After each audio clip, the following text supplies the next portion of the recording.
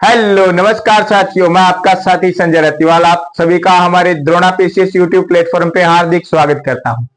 तो आज हम ये वीडियो जो है वो रीट के बारे में लेके आए हैं। रीट के बारे में कुछ बात करेंगे इस वीडियो के अंदर। तो रीट के बारे में अभी एक अपडेट चल रही है।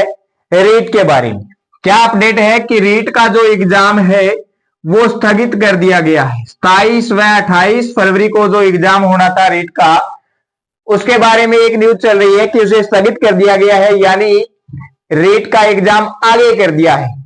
लेकिन अभी तक हमारे पास ऐसा कोई नोटिफिकेशन नहीं आया है जिसके अंदर रीट का एग्जाम जो है आगे की बात कही गई है। तो हमें अभी तक रीट की जो तैयारी है वो 27 फरवरी व 28 फरवरी को लेके ही करनी है, क्योंकि हमारा जो एग्जाम है वो 27 फरवरी व 28 फरवरी 2025 को ही होने वाला है। तो आपके सामने एक तारीख जो है वो आ गई है 27 व 28। 27 तारीख को प्रथम पारी के अंदर L1, 27 तारीख को प्रथम पारी के अंदर जो है एग्जाम होने वाला है L1 व L2 का। और 27 तारीख की ही सेकंड पारी को जो एग्जाम होने वाला है वो है L2 का। उसके बाद में 28 तारीख की प्रथम पारी पहली शिफ्ट जिसके अंदर एग्जाम होगा L1 का। तो ये जो तारीख है 27 व 28 एग्जाम इसी तारीख को होना अभी तक निश्चित है।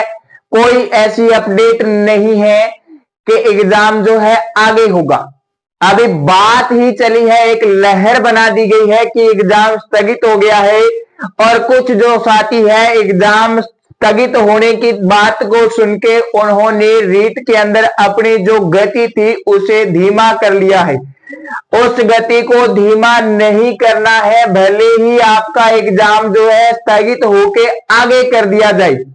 अगर आगे भी होगा तो आपको समय कम दिया जाएगा, लेकिन आगे नहीं होने वाला है। एग्जाम 27 व 28 फरवरी को ही होना निश्चित है। तो तैयारी के अंदर किसी भी प्रकार से आलस न लाएं कि अब तो एग्जाम आगे हो गया है, कुछ दिन आराम से नींद लेते हैं, बाद में पढ़ेंगे। ये बाद वाले मतलब अगली रीट में पढ़ेंगे, ऐसा होगा उनके साथ में। रेट की तैयारी करनी है। तारीख जो है 27 28 को ध्यान में रखिए।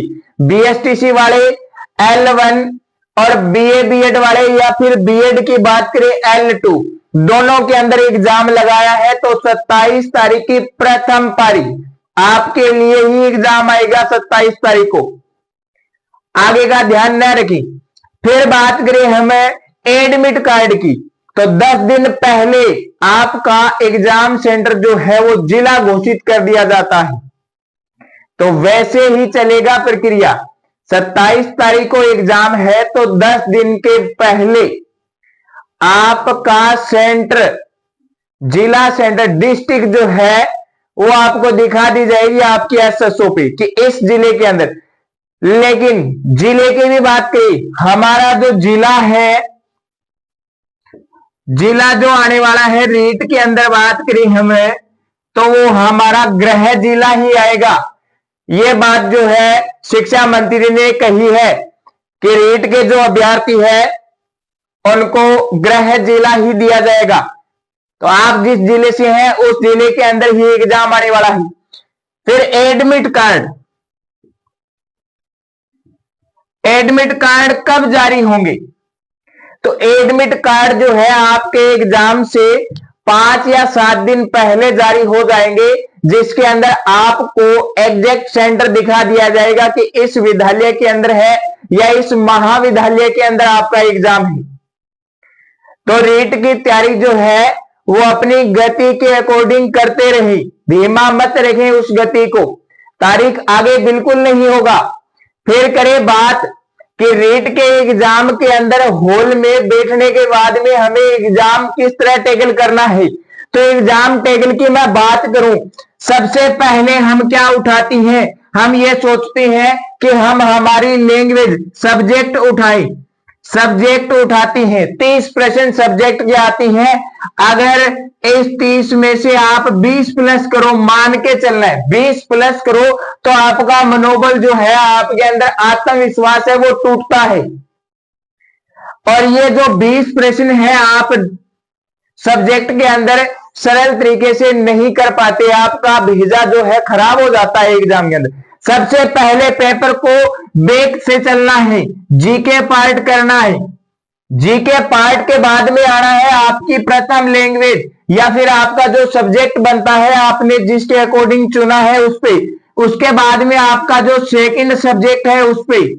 फिर चलना है हमें साइकोलॉजी पे। साइकोलॉजी के भी 30 क्वेश्चन आती हैं रीट के अंदर। तो अंतिम समय में साइकोलॉजी को उठाना है।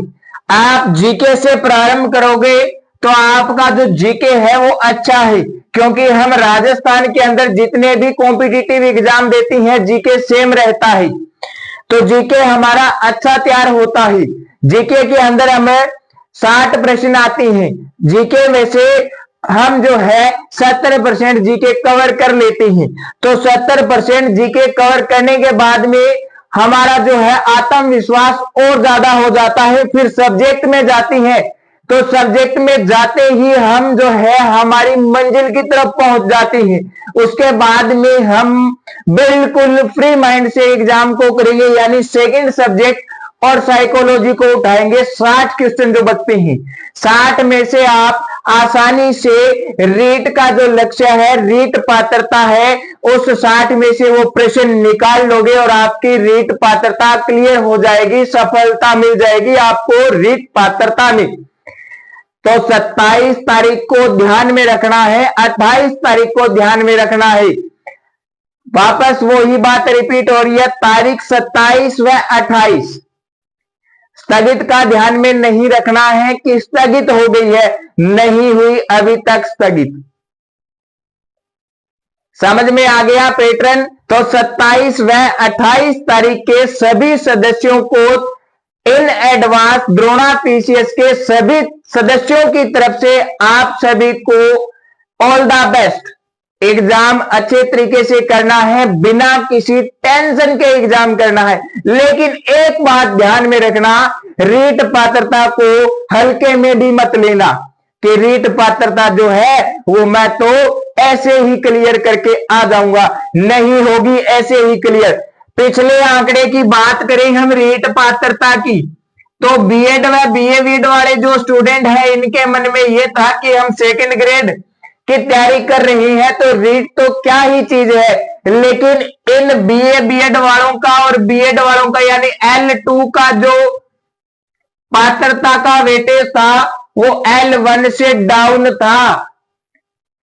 80% का वेटेज जो है L1 कवर करके गया है, L2 नहीं करके गया, क्योंकि उनके दिमाग में ये बात चल रही थी कि हम सेकंड ग्रेड की तैयारी कर रहे हैं, हम फर्स्ट ग्रेड की भी कर रहे हैं। उनके अंदर कुछ स्टूडेंट जो है फर्स्ट ग्रेड की भी तैयारी कर रही है।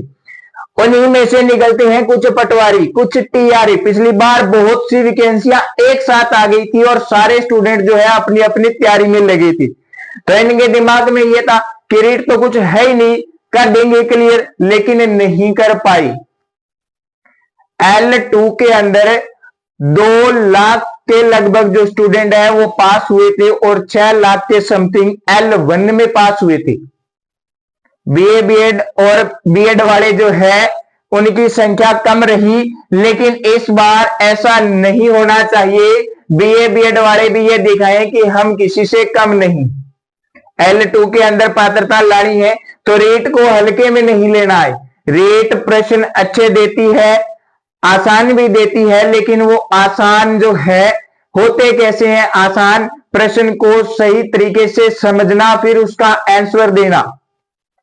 हम प्रश्न को आधा पढ़ते हैं और सीधा ऑप्शन में क्लिक करते हैं, वो हमारा गलत हो जाता है, क्योंकि प्रश्न के अंत में बात जो होती है वो ही हमें बतानी है कि ये पूछ क्या रहा है। यही तो बात है, वो ही पूछता है कि ये पूछ क्या रहा है।